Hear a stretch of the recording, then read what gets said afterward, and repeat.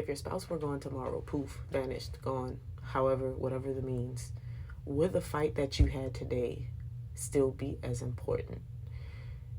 Would you still be as angered? Would you still be so concerned with being right in that argument?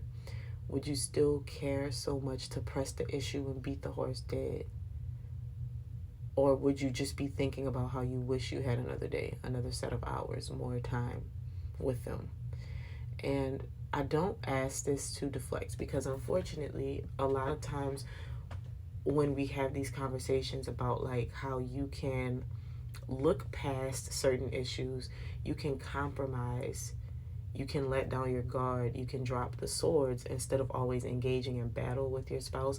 People think that you're like, oh, well, that's deflecting. We have to deal with the issue at hand. It's not about not dealing with the issue at hand. It's about how we deal with the issue at hand.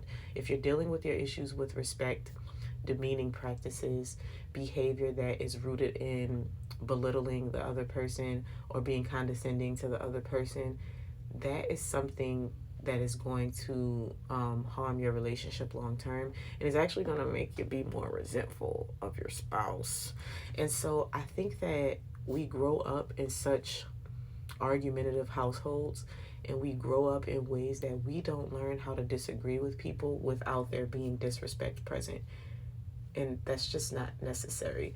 So what I want to encourage you to do with this post is not to be like somber about the fact that like, oh, my spouse might not be here tomorrow, but to consider the time that you do still have with this person and ask yourself if you're wasting it on silly engagements.